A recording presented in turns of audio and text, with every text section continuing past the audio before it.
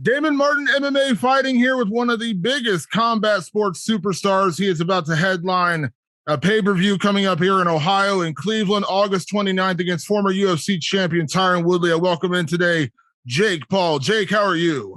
Let's go, baby. I'm good. I'm good, man. Living my best life. How excited are you to hear that, man? Obviously, this is such a big moment for you for the fight, but also to do it in your hometown. I mean, when they said they were coming to Ohio, I got excited. I live in Columbus, so it's a 2-hour drive for me. I'm excited to come to the fight, but like, how excited were you for that aspect to do this in front of your hometown?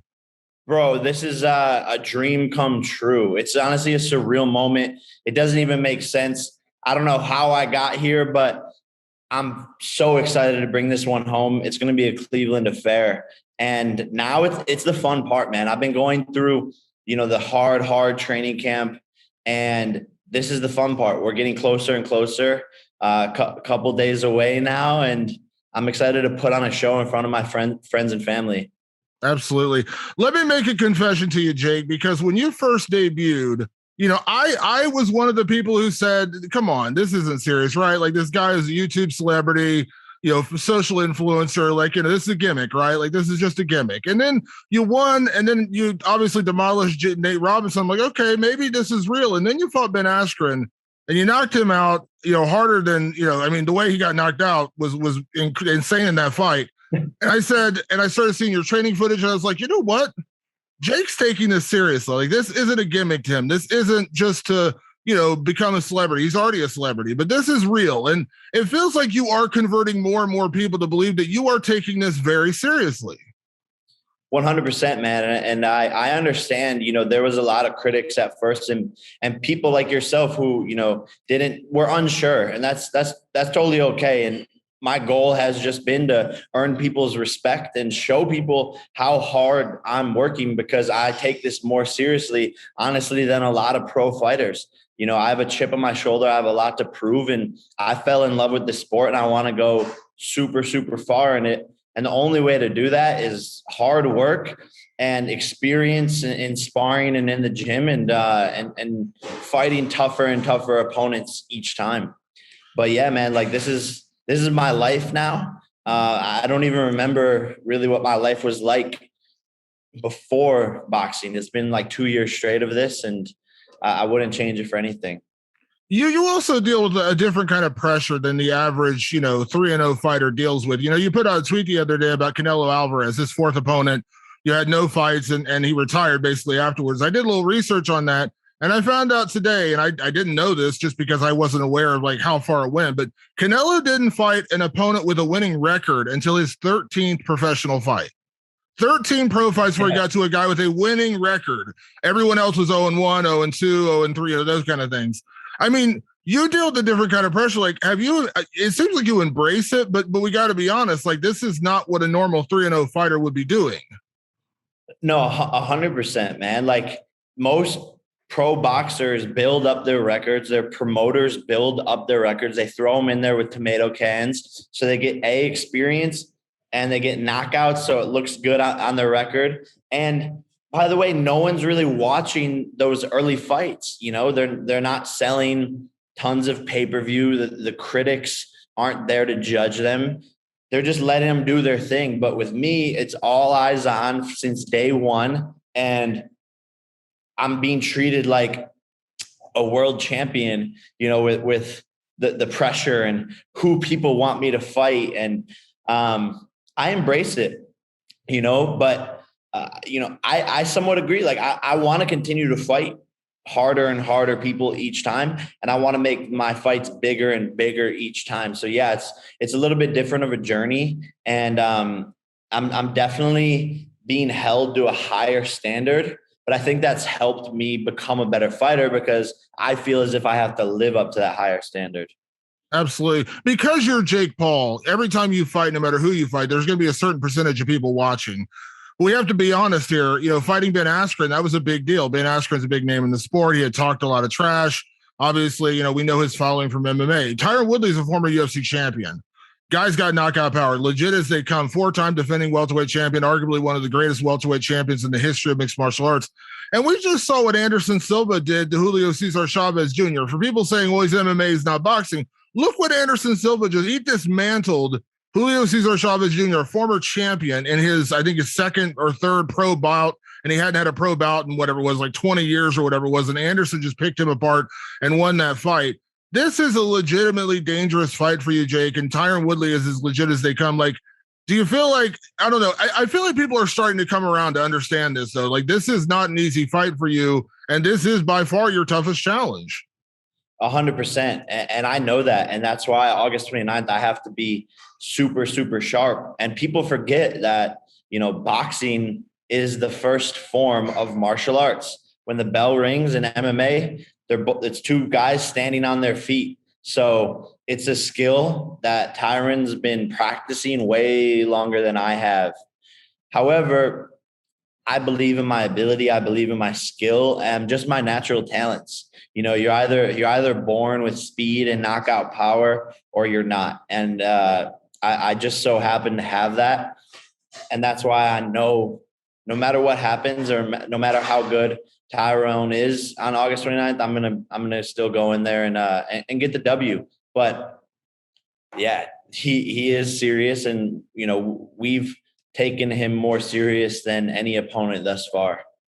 Let me ask you a question, Jake. Going into this, I mean, obviously you've been honest with how you believe this fight's going to end. You believe it's going to end just like your last 3 fights. You're going to knock him out. But what do you expect out of Tyron? Because as a guy who covered his entire career, I mean, we know he is, legitimately one of the greatest welterweights of all time, but he's also not been on the greatest run right now. Obviously he's had some tough losses. Now he came out, guns firing in his last fight.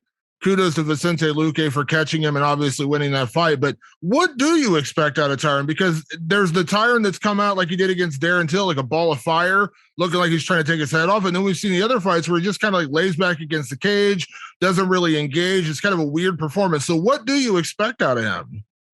I expect him to start slow and to try and feel me out and to take me into the later rounds or at least try to, and to be on his back foot, moving away, seeing my game plan. So I think you're going to see a less aggressive guy who is going to try to find my mistakes and take the fight into the later rounds. Because he probably thinks in his head that will help him because of his experience or conditioning, or I don't know, but I just see that being how he's fighting, just like sort of backing up. But I'm a real killer in there, so I'm gonna try to hunt him down and get him out of there, regardless if he's coming forward. If he's coming forward, he's gonna get walked into shots. If he's on his back foot, I'm a hunter and I can go get him. So I can fight both ways, which is great. Yeah, absolutely. To that point, you've probably seen, when you got the fight with Askren made, immediately people were like, oh, he's fighting a real fighter. This is going to be Jake's downfall. He's fighting a real fighter. Well, obviously that didn't happen. Now people at the beginning said, oh, Tyron's a legit fighter, champion. This is going to be where Jake gets exposed. But lately you've seen fighters are turning around on you, Jake. I mean, Gegard Mousasi, the Bellator champion, flat out said, this is not going to be a good night for Tyron Woodley. Mike Tyson, legendary boxer, he's a fan of you. He said, I think this is going to be a bad night for Tyron Woodley. Do you feel like the fight community is starting to come around and become believers in who you are and your skill level, especially going into this fight? Because at the beginning it felt like, oh, Tyron's legit. Now it's kind of turned around where there's a lot of people picking Jake Paul to win this fight. 100%, man. And it's amazing to see, and, shout out to all the people backing me. There's a lot of negativity, but there's also a lot of fighters who have, showed support and showed love. Even Henry Cejudo was like, yo, Tyron is going to be a bad night for him. So I think people are seeing, the work I'm putting in, A, and then B, just my team is an incredible team with, 80, 90 years of total boxing experience. And I want it. I think people can clearly see I want it, and I have the natural talent. And when you combine all of those things, I've been super active, on top of my game, not messing around. I think all things considered, that respect is slowly growing and growing. Do you think if everything goes well for you on the 29th and you add Tyron Woodley to your highlight reel, will he follow through on the tattoo bet? Do you think he will? We'll see. I have a tattoo artist coming to the fight. So when he loses, I'm sending her tattoo baby. I'm sending her right into his locker room to get the tattoo going, because I want no excuses out of him. If he's a man, he shook on it in front of the world. He has to live up to it. One other thing I want to talk to you about, Jake, in the recent months, you've become a very fierce advocate for fighter pay. And obviously a lot of people know you've targeted a lot of that at the UFC, and particularly in Dana White. And I ran a story today. I don't know if you saw it, but Steven Espinoza, your current promoter, had said that, Jake going after Dana White isn't lip service. This isn't publicity. And he's like, the reason I know that is when we were negotiating Jake's undercard for this upcoming fight, he was a fierce advocate to make sure the undercard fighters were getting paid. Amanda Serrano was getting paid. Everyone on this undercard was getting paid. He's like, this is not just Jake doing this for publicity. He's serious about this. Do you feel like that's also a thing that you are really affecting right now? Like, a lot of people are paying attention to your gripes about fighter pay. And it's kind of weird that a boxer is the fiercest advocate for fighter pay in the UFC, but you kind of have become the voice of that lately. Yeah, no, man. I mean, it's something I'm bullish on, and something that needs to change. And for my fight, while we were building out the undercard, I was like, we need to make sure that these fighters, every single person on the card gets paid the most that they've ever gotten paid to fight. I just want to spread, the wealth and be about my words, and put action behind my words and be the change instead of just talking about the change. But yeah, look, the UFC fighters can't talk about it. They can't advocate for fighter pay because Dana White will just shout them. And, a lot of the times it's the same situation with boxing promoters who sign some of these young stars and lock them up into super long contracts. But I see how hard fighting is. I see how hard these fighters work. And the fact that it's so skewed versus any other sport, and it's the most dangerous sport out of all of them, there needs to be a change there. And, I'm actually starting to affect Dana White's business. And obviously, and Dana talks about you a lot, and this. He comes up. Yeah. People like to bring you up to him, and then he goes on like I was talking to one of the guys from Triller, talking about like when he went on that whole thing about your fight with Ben Askren. He went on this huge. He's like, I don't want to talk about this, and then he talked about it for like 5 minutes straight. Do you feel like in a way you are in Dana White's head at this point? For sure, man. Like, he talks about me way more than I talk about him. A lot of times I'll just be minding my business, and then all of a sudden there's like a whole new interview that comes out where he's talking about me. So, I'm definitely in his head, because before, when we were talking, it was kind of, just random back and forth. But now I'm actually, affecting his business. And they don't like that. Those are big wig guys with a lot of power who are very greedy, and they will do anything to get to the top. They have gotten to the top, but they want more. They always want more. That's how these billionaire sharks are. They will kill and eat everyone in their path to put more money into their bank accounts. Yeah, so absolutely. I'm in his head. I'm affecting his pockets, and he doesn't like that. I'm curious, Jake, you've put together a phenomenal undercard for your boxing match here. I'm curious, in the future, as you build more cards for your future fights, would you ever consider hosting a big MMA fight on an undercard of yours? Maybe a big free agent comes available, maybe, because I know Tyron Woodley, and this is one thing that obviously for all the animosity there's been, Tyron Woodley said openly, I'm getting paid more for this fight than I ever made in any fight in the UFC, which is, in all honesty, kind of sad considering he's a 4-time champion. You'd think that guy should have been making boatloads of money as a champion, you know what I mean? But would you ever consider promoting an MMA fight on one of your undercards? For sure. I think that's the future of fighting. I think it's, maybe mixing MMA and boxing all into one night. I think if you're a fan of boxing, you're most likely a fan of MMA. I know there's sort of like some people who are split and like stuck on each side, but I'm a total fight fan all the way around the board, from boxing to MMA, bare knuckle. So, I definitely see that as a possibility. I think it'd be something super dope. And especially because I'm partnered with Showtime and Steven Espinoza, we can, throw a sick Bellator fight or something. There's lots of ways to get creative there. Yeah, and I know Steven, I talked to him, as I mentioned before we talked, and he said, listen, they're long-term planning with you. This isn't a gimmick. This isn't a one-fight deal where they just want to throw you out there, make some money on a pay-per-view. He's like, we are invested in Jake Paul. We want Jake Paul to be invested in us. That's got to feel good, though, that a promoter as big as Showtime, Floyd Mayweather's promoter, all these great fighters who have fought for Showtime, that they're invested in you, Jake. Like, they're saying, hey, we've made a long-term investment. We want to be in the Jake Paul business. It means the world, man. And Steven Espinoza is my dog. Like he is dope. He took a chance on me, and I hope that I'm showing them that it's well worth it. And all love to the whole Showtime family. They have been amazing.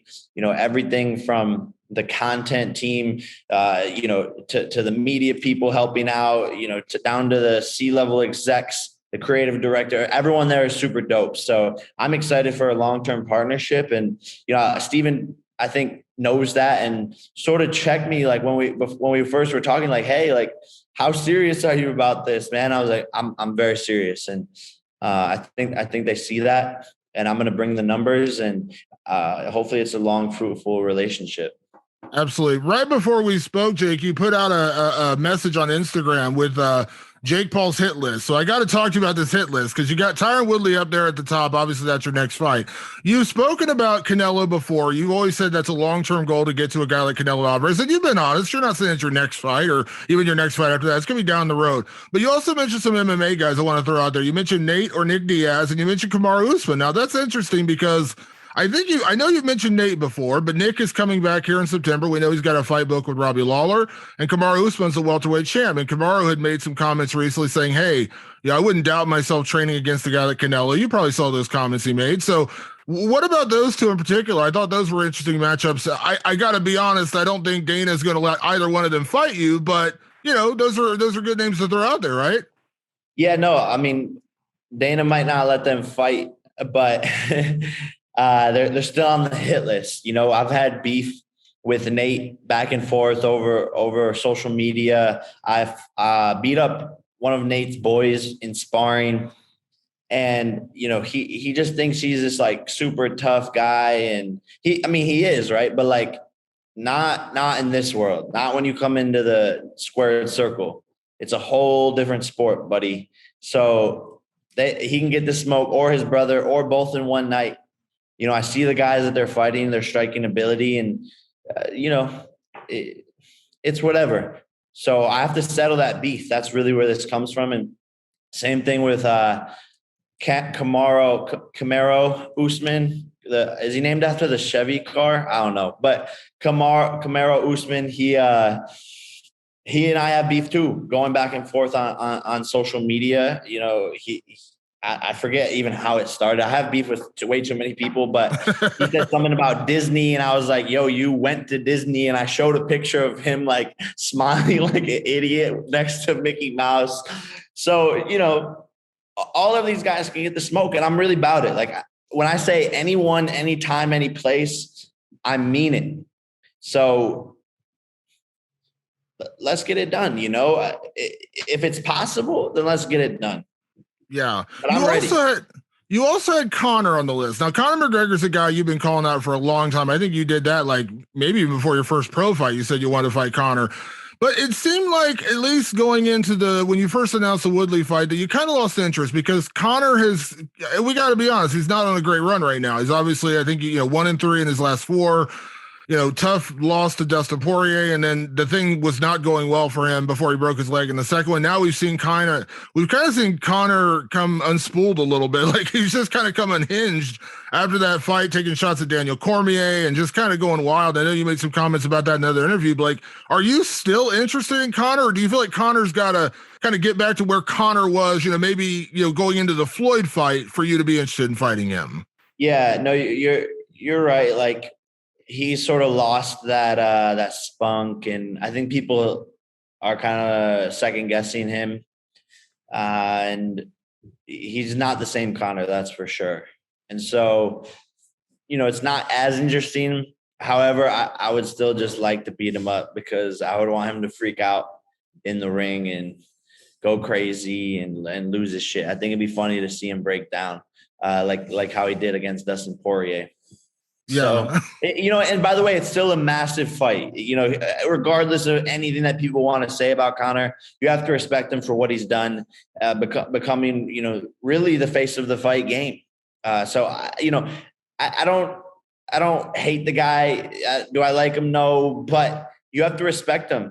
All I've said though is like, I just want to fight him and knock him out because A, it would be a big fight, big business, and B, like give the people what they want. That's one of the most talked about fights to happen in the past year.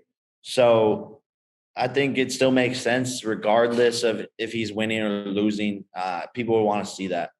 Yeah, and you also mentioned KSI. Of course, we know the history there with your brother, and you put Logan at the bottom, which I had to laugh at because Logan I saw on your Instagram, he put Logan Paul the question mark. I thought that was funny. Everyone always loves to ask you about fighting Logan. I find it bizarre only because of like you guys are brothers. I have an itchy feeling people love to kind of stir controversy, but like I thought that was funny because I would never personally actually seriously ask you, do you want to knock out your brother? I'm sure you guys wrestled and fought each other plenty as kids, but like I always find that a weird question. Like, why would you ask him to fight his own brother? You guys are so close. Like that seems like such a weird thing to me.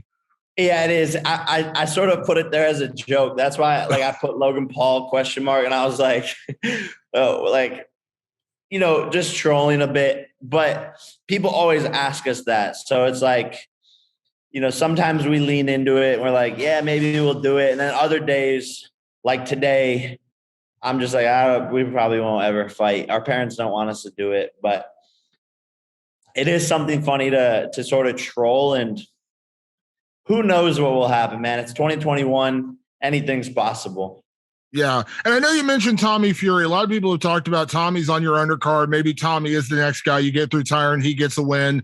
You guys face off. It would be a big fight. And obviously, I'm not knocking Tommy Fury. I'm just not as familiar with Tommy. I know he's got a big fan base in the UK. He was on a reality show, things like that. Obviously, he's Tyson's half brother. So I know there's some star power there. But is there something to be said when we talk about, like I mentioned, Canelo not fighting a guy with a winning record till his 13th fight? You're about to go into your 4th pro fight. Isn't there something to be said about the star power of your opponents? Like Tyron is a guy where you can sell a pay-per-view around you fighting Tyron Woodley. You sold a pay-per-view, a massive pay-per-view, despite what Dana White says, a massive pay-per-view with Ben Askren. Is there something to be said about, yeah, you could fight Tommy Fury, and I'm not knocking Tommy Fury, but is there something to be said that if another guy comes available, like let's say a Nick Diaz or a Nate Diaz, that would just be that much bigger? Why not fight a guy like that where you could make huge pay-per-view numbers and fight a tough opponent? No, for sure. And that's sort of the thing I've made fun of Timmy for is like the only reason people know of you is because of your famous older brother. I didn't even know you existed, and you have no audience here in the US.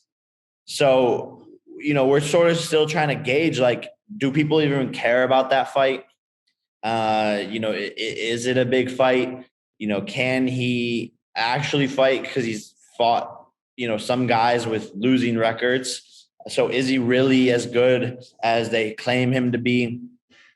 So we're still figuring out a lot of things. And that's why after I knock out Tyron, it's back to the drawing board with the team to figure out who is, the best next fight.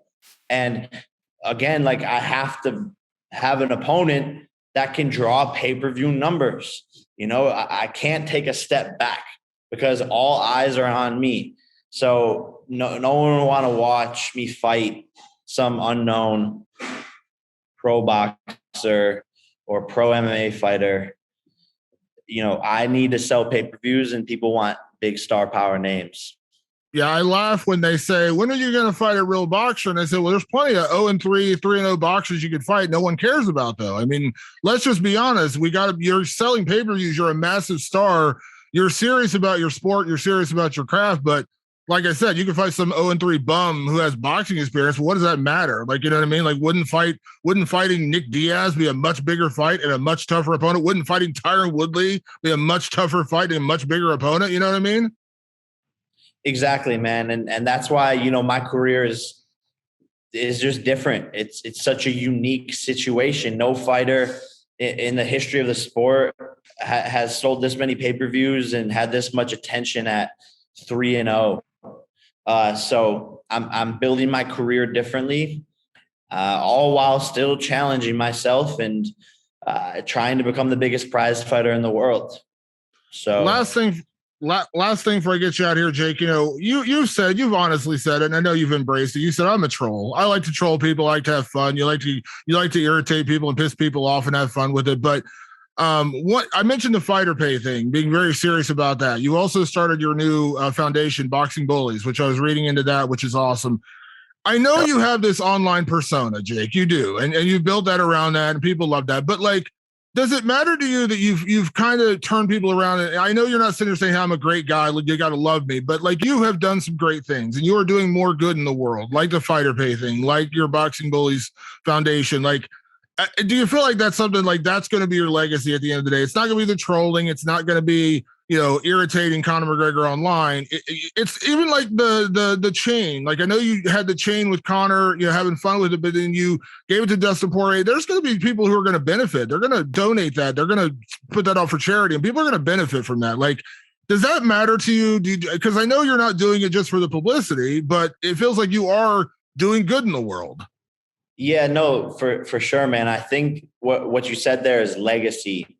And for me, that's what I'm focused on now, is making history and doing things that people will remember forever, and making and leaving an impact on the world. And that's something that's super important to me, because even when I did launch my Boxing Bullies event, that touched my soul. That gave me something. I gave a lot of kids, help and boxing gloves, and it gave them an awesome day and so on and so forth. But, that all came back in a good way to me.